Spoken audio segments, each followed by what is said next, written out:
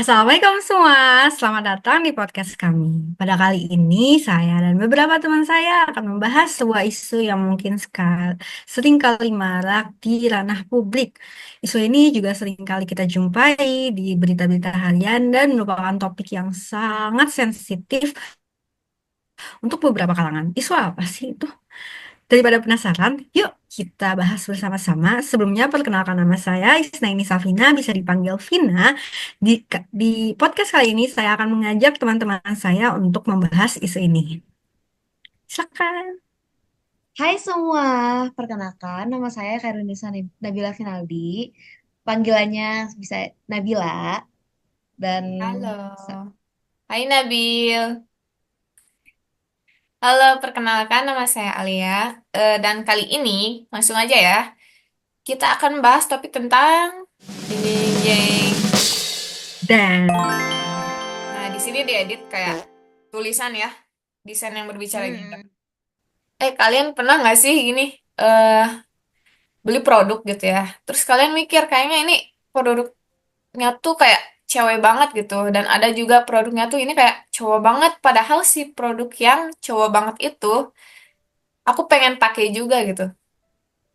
Wah, itu relate banget sih. Ya Kayak kan? aku tuh, gue tuh masih inget banget waktu masih kecil, Iya. pengen beli sepeda. Aku ngeliat ada sepeda warna biru, pengen banget.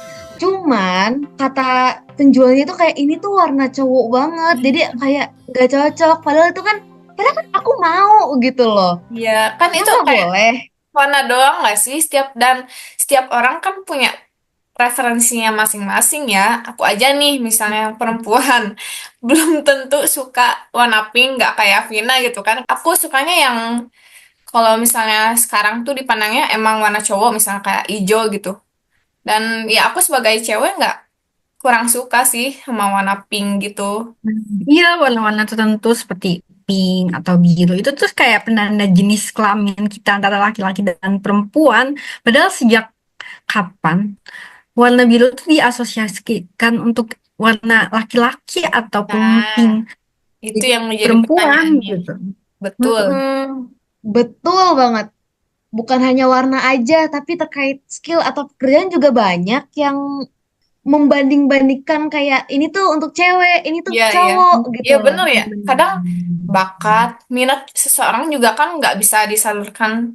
Jadi nggak bisa disalurkan secara maksimal gitu ya, karena adanya ya si isu gender ini gitu. Jadi kita tuh kayak ngerasa ada apa ya, belenggu gitu ya, belenggu tertentu yang ngehambat kita untuk ngemaksimalin potensi yang ada dalam diri kita gitu kan. Nah, iya betul banget sih. Makanya di dalam podcast ini tuh kita tuh bukan hanya sebatas membahas isu gender, tetapi kita akan mengkritik maupun bahasan tentang kaitannya desain terhadap isu gender di kalangan masyarakat. Penasaran gak sih kan? Jadi apa sih isu gender?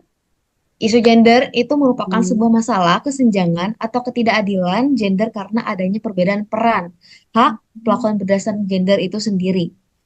Akar dari isu gender berawal dari norma sosial, budaya, ataupun kebijakan bias terhadap salah satu gender. Nah, iya, isu gender ini ada berbagai macam kasusnya yang terjadi di kalangan masyarakat ya, mulai dari kesenjangan gender atau jenis kelamin, dari feminazi hingga ya banyak sekali di negara kita seperti patriarki itulah. Betul, tapi di pertemuan kali ini kita hanya bakal fokus ngebahas terkait hubungannya dengan desain ya, desain terkait isu gender. Oke, langsung aja ya, kita kupas satu-satu. Nah, di sini ada satu karya visual, jeng, seperti yang kalian Wow, tahu, film Mulan. Pasti semua semua wah, tahu tahu dong film dong. Ini Mulan. Iya, Ya film kan? Mulan tahu banget film ini yang tokoh utamanya menyamar sebagai pria mm-mm. untuk menggantikan ayahnya dalam mengikuti wajib militer. Kalau Keren yang nggak udah sih? nonton tahu dong, film ini ngejelasin antara perbedaan yang sangat banding jauh antara hak perempuan dan laki-laki Nah, yang menurut betul. mereka. Kita kan bisa ngelihat beda banget gitu ya, perbedaannya kontras banget antara laki-laki Ya dan perempuan jauh gitu lah ya. gitu perbedaannya. Iya, itu nih misalnya scene ini. perempuan tuh harus berias dan dituntut mempelajari ilmu nikah, beberes, masak dan lain-lain. Padahal kan itu nggak cuma tugas cewek doang kan ya. Terus Itu di pada sini tugas ada manusia. perbedaan juga. Iya, perbedaan juga pasti mulainya sudah nyamar jadi laki-laki membusungkan dadanya lah jadi tegas gitu, tidak boleh menunjukkan emosi. Pokoknya benar-benar kontras banget gitu cowok ceweknya. Terancam.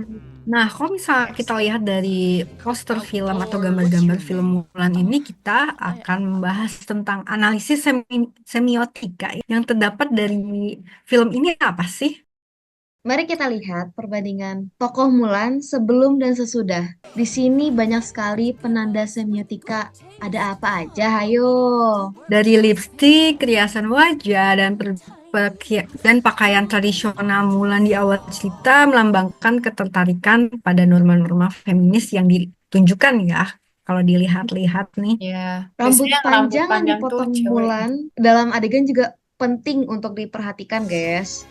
Karena Ya, itu saat saat Mulan mengubah hatinya untuk meninggalkan stereotip feminin demi mengambil peran maskulin. ya, Bukan berarti maksud mengganti kelamin ya, itu maksudnya melambangkan pengorbanan dan tekad seorang wanita untuk melawan batasan gender yang ya, menghambatnya, Ya membuat masa haknya eh, terasa. cuman mau untuk maskulin aja kita harus ganti gender gak sih ya? iya. What? Bro, what are you talking about, man? Ini juga ada analisis ininya, semiotikanya, penandanya dari baju perang. Nah, itu kan menjadi simbol maskulin banget lah, kelihatan banget. Baju perang, Hmm. ada pedang juga, terus wajahnya tanpa riasan gitu ya. Gesturnya lebih maskulin, kayak ngebusungin dada dan gestur-gestur keterampilan dalam perang gitulah, gerakan-gerakan. Benar, benar, benar banget. Dari analisis semiotika yang kita tunjukkan ini, ternyata ada beberapa isu gender yang terkait pada film ini. Isu gender yang terkaitnya terdapat hak-hak pada setiap gender yang tidak terpenuhi untuk memenuhi budaya adat istiadat. Lalu ada ketimpangan yang dialami oleh perempuan maupun Hmm. laki-laki sehingga banyak sekali terciptanya Iya, konflik-konflik betul. antara. Dari awal film juga ngeliatin tekanan sosial pada perempuan tuh berat banget untuk menjadi ideal gitu ya, menurut standar yang kaku misalnya. Kok cewek itu harus anggun lah, pendiam lah, patuh lah, bisa memasak lah, bebersih lah. Ya, Mulan itu juga membuktikan bahwa sebenarnya keberanian, kecerdikan, dan kompetensi itu tidak memiliki jenis kelamin. Ia melampaui rekan-rekan prianya dalam banyak hal, termasuk strategi dan keterampilan perang. Terus film ini juga kan memadukan tradisi dan modernitas gitu ya, dengan memberikan pandangan baru tentang peran gender dalam masyarakat yang kontemporer ini gitu. Menunjukkan bahwa kekuatan sejati kita tuh ada pada kemampuan kita untuk melampaui batas sosial tuh. Jadi nggak sebatas cowok kayak kerja di luar tapi keterampilan dalam rumahnya tuh kurang gitu. Nggak gitu ya, guys. Iya, itu Kita itu itu benar-benar gitu. tidak adil lah. Maksudnya kalau skill itu kan bisa dipelajari gitu ya, nggak cuman skill ini Iya, tuh jadi untuk skill itu gender skill itu cewek nggak ada, gitu. ya skill itu tuh nggak ada khusus-khususnya loh. Betul, skill itu tidak ada jenis kelaminnya, guys. Dampak yang sering kali kita jumpai di dunia ini seperti di negara Afghanistan yang banyak sekali memaksa peran wanita untuk tetap di rumah dan hanya boleh Ah, laki-laki yang keluar, ya, ya. mengakibatkan hak pada perempuan yang tidak terpenuhi. Mm-mm. Film ini juga terdapat beberapa dampak positif nggak sih buat penontonnya, terutama buat kita yang wanita untuk menunjukkan sisi keberanian dalam mengambil tantangan dan mewujud mimpi maupun hak-hak kita Betul, atau betul, mereka. betul sekali. Setiap orang ya pastilah berhak melakukan apapun kan yang mereka inginkan gitu tanpa memandang gender.